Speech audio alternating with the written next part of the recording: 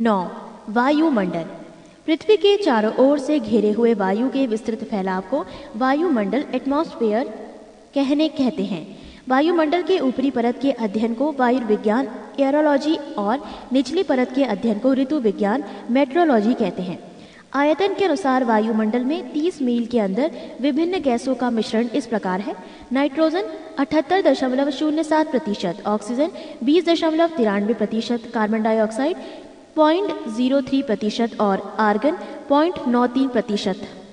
वायुमंडल में पाए जाने वाले कुछ महत्वपूर्ण गैस। 1. नाइट्रोजन। इस गैस की प्रतिशत मात्रा सभी गैसों से अधिक है। नाइट्रोजन की उपस्थिति के कारण ही वायुदाब, पवनों की शक्ति तथा प्रकाश के परावर्तन का आभास होता है। इस गैस का कोई रंग, गंध अथवा स्वाद नहीं होता। नाइट्रोजन का सबसे बड़ा लाभ ये है कि ये वस्तुओं को तेजी से जलने से बचाती है। यदि वायुमंडल में नाइट्रोजन ना होती तो आग पर नियंत्रण रखना कठिन हो जाता। नाइट्रोजन से पेड़ पौधों में प्रोटीनों का निर्माण होता है, जो भोजन का मुख्य अंग है।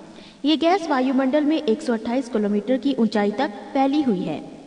पृष्ठ 129। 2. ऑक्सीजन। ये अन्य पदार्थों के साथ मिलकर जलने का कार्य करती है। ऑक्सीजन के अभाव में हम ईंधन नहीं जला सकते, अतः यह ऊर्जा का मुख्य स्रोत है। ये गैस वायुमंडल में 64 किलोमीटर की ऊंचाई तक फैली हुई है, परंतु 16 किलोमीटर से ऊपर जाकर इसकी मात्रा बहुत कम हो जाती है। 3. Carbon dioxide. ये सबसे भारी गैस है और इस कारण ये सबसे निचली परत में मिलती है। फिर भी इसका विस्तार 32 किलोमीटर की ऊंचाई तक है। ये गैस सूर्य से आने वाली विकिरण के लिए पारगम्य तथा पृथ्वी से परावर्तित होने वाले विकिरण के लिए अपरागम्य है।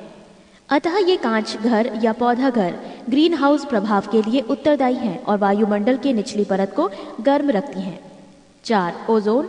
ये गैस ऑक्सीजन का ही एक विशेष रूप है। ये वायुमंडल में अधिक ऊंचाइयों पर ही अति न्यून मात्रा में मिलती है। ये सूर्य से आने वाली तेज पराबैंगनी विकिरण अल्ट्रावायलेट रेडिएशंस के कुछ अंश को अवशोषित कर लेती है। ये 10 से 50 किलोमीटर की ऊंचाई तक केंद्रित है।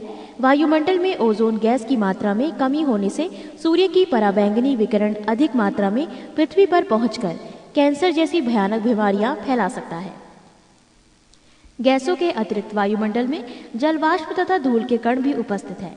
आकाश का रंग नीला धूल कण के कारण ही दिखाई देता है। जलवाष्प सूर्य से आने वाले सूर्यातप के कुछ भाग को अवशोषित कर लेता है तथा पृथ्वी द्वारा विकिरित ऊष्मा को संजोए रखता है। इस प्रकार ये एक कंबल का काम करता है, जिससे पृथ्वी ना तो अत्यधिक गर्म और ना ही अत्यधिक ठंडी हो सकती है। जलवाष्प के संघनन से वृष्टि होती है। वायुमंडल में जलवाष्प सबसे अधिक परिवर्तनशील तथा असमान वितरण वाली गैस है। पृथ्वी के ताप को बनाए रखने के लिए उत्तरदायी है CO2 एवं जलवाष्प।